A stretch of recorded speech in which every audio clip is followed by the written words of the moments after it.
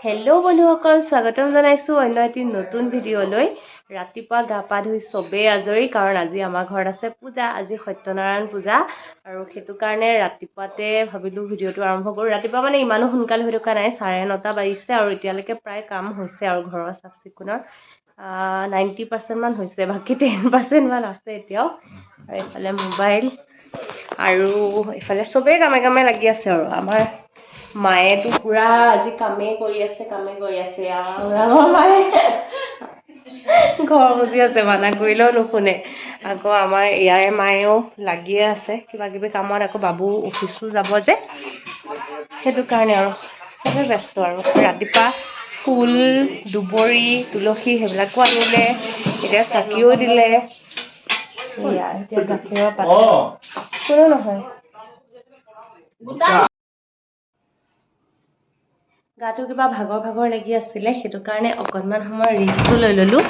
আৰু আমাৰ আজি চোফা বাৰান্দাত আহি গ'ল।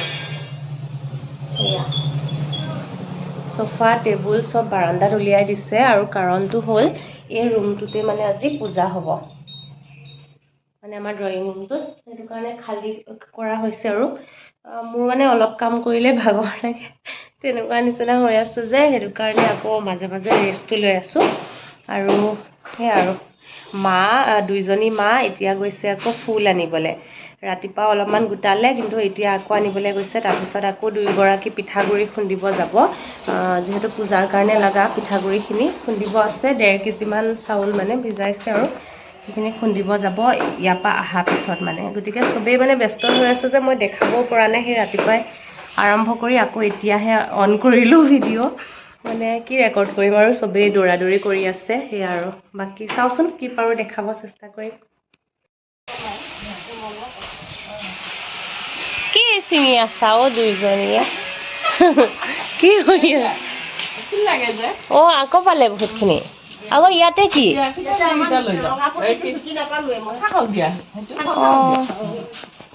এপাহে আছে। ভালে কিনি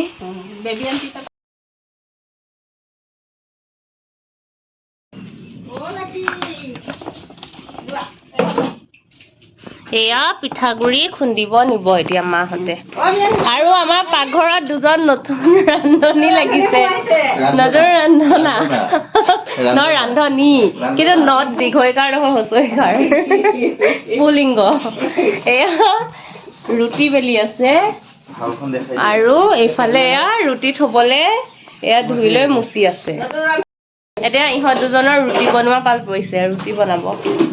আৰু মাহঁতে পিঠাগুড়ি খুন্দিব যাব। দুই মায়ে ৰেডি।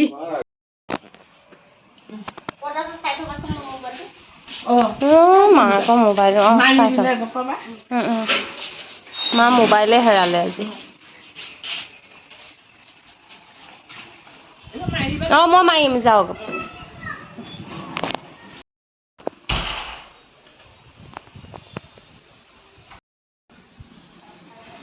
ৰাতিপুৱা যি বৰষুণ দি আছিলে পেনপেনীয়া, মই ভাবিছোঁ হ'ল আৰু আজি দিনটো গেলালে, কিন্তু নহয়। এতিয়া ধুনীয়া ৰ'দ দি আছে, কিন্তু বতাহ চাতিও আছে। গৰম অনুভৱটো নহয় আৰু ইয়াত বহি ইমান ভাল লাগিছে নহয় আজি, পুৰা মুকলি বতাহটো পাইছোঁ। এনেই এইখিনি জেগাত মানে গাড়ীখন থাকে যে, এনেকৈ কেতিয়াও বহিবলৈ নাপাওঁ বাৰান্দাত, একদম ঠেক হৈ যায় জেগাটো। আমাৰ আগফালে যিহেতু বেছি জেগা নাই, সেইটো আজি কিবা ভাল লাগিছে ইয়াতে বহি, ধুনীয়া বতাহ মাৰি আছে। এতিয়া আমি আটাই মিলি অকণমান ফ্ৰুটছ খাই লওঁ, মানে ব্ৰাহ্মণ আহিবই আৰু অলপমান পিছত, গতিকে অকণমান ফলাহাৰ হ'ব এতিয়া। আঙুৰ ধুই আনিলোঁ, এইটো মালটা হয়, এতিয়া কমলা নাপায় যে এইটোৱে খাই আছোঁ। আৰু এয়া আপেল, আৰু এয়া হৈছে মালভোগ কল। ইয়াৰে কোনে কি খাই খাব, আৰু মই এতিয়া কাটি লওঁ। এনেই বোলে দাঁত লৰি আছে, বুজিছা। এয়া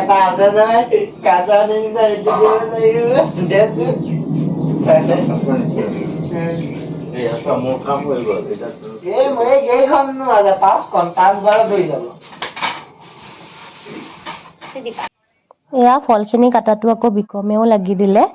ফল কাটা হৈ গ'ল, এতিয়া আমি কেইজনেহে খাই ল'ম। আইতা আছে, ধুনু, মই, বিক্ৰম বাবু অফিচতে, দেউতা এতিয়া নাখায়, মাহঁত আহিয়ে পোৱা নাই পিঠাগুড়ি খুন্দি। আৰু ইয়াত ধুনুৱে ইমান ধুনীয়াকৈ ৰুটি বনাব জানে বুলি মই আজিহে গম পালোঁ। ঘি দিয়া ৰুটি বনাইছে, মানে ব্ৰতত থকাখিনিয়ে খাব, নিমখ নিদিয়াকৈ বনাইছে। আৰু বিক্ৰম এতিয়া অকণমান টাউন যাবলৈ ওলাইছে, মানে মোৰ মেডিচিন কেইটামান আনিব লগা আছে আৰ্জেণ্ট, নগ'লে নহয়, সেইটো কাৰণে এয়া ওলাইছে আৰু যাবলৈ। আৰু এয়া আবেলি 4:30মান বজাত মানে ব্ৰাহ্মণ আহিলে। ব্ৰাহ্মণ মানে সম্পৰ্কীয় মহাই হয়, মহাই কৰিব পূজাভাগ। আৰু ময়ো গাটো আকৌ এবাৰ ধুই লৈ আকৌ মানে ধোৱা কাপোৰ এনেকৈ পিন্ধি ল'লোঁ। আৰু চবেই কামে কামে লাগিয়ে আছে। দোনাৰ কাৰণে মানে কলগছ আনি থোৱা আছিলে, সেয়া কাটি আছে। এফালে দেউতায়ো ফল মূলৰ যোগাৰখিনি, মায়েও সেনেকৈ দি আছে। মায়েতো সময়ে পোৱা নাই 1 মিনিটো ৰাতিপুৱাৰ পৰা। আৰু এয়া মহায়ো লাগি দিলে বাবুহঁতৰ লগতে কিবা দোনা বনোৱাত হ'বলা, দুৰুলা বুলি যে কয়। আৰু এইফালে ওৰাঙৰ মা আৰু আমাৰ আইতাই মিলি বনালে কেঁচা মিঠৈ, মানে কেঁচা পিঠাগুড়ি লাড়ু যে কেঁচা মিঠৈ বুলি কয় নেকি, সেয়া পূজাত দিবৰ কাৰণে। আৰু এইফালে ঘোল যিহেতু বনাব লাগিব, ঘোলৰ যোগাৰ চলি আছে ইয়াতে।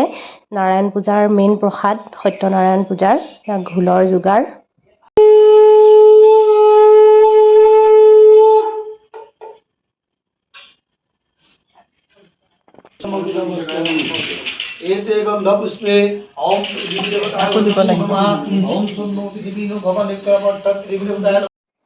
আৰু মতা আলহীখিনি যিহেতু মানুহখিনি আহি পাইছে, গতিকে এফালে চাহৰ যোগাৰত লাগি আছে বিক্ৰম আৰু ধুনু।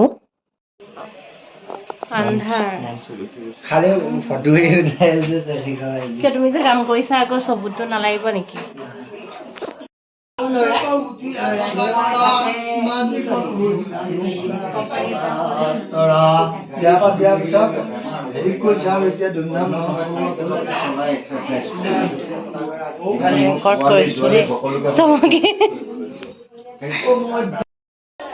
এইমাত্ৰ পূজা শেষ হ'ল, ভিডিঅ' ৰেকৰ্ড কৰিব পৰা নাই কাৰণ আমি চবেই ব্যস্ত হৈ আছোঁ। বিক্ৰমো ব্যস্ত, ময়ো ব্যস্ত।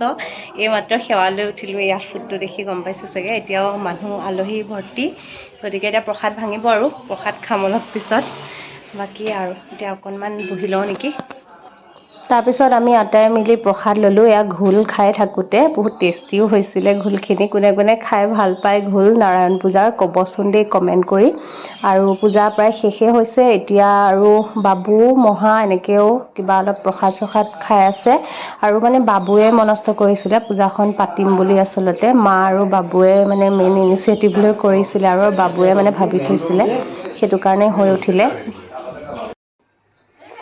পূজা প্ৰায় শেষ হৈছে আৰু এতিয়া মাহঁতে বনাব খিচিৰি আৰু লাবৰা ভাজি, তাকে খাব লাগিব। আৰু এতিয়া 10টা বাজিলে, এতিয়ালৈকে একো বনোৱা হোৱা নাই, মানে বনাবহে, যিহেতু পূজা শেষ হৈছেহে, গতিকে শুওঁতে কেইটা বাজিব ঠিক নাই। আৰু ব্লগটো আজি ইমানতে সামৰি দিছোঁ, আৰু পূজাৰ ব্যস্ততাৰ মাজতে গ'ল, এনেকৈ গ'ল। আৰু বাকী লগ পাই আছোঁ নেক্সট ভিডিঅ'ৰ সৈতে। সকলো ভালে থাকক, বাই বাই।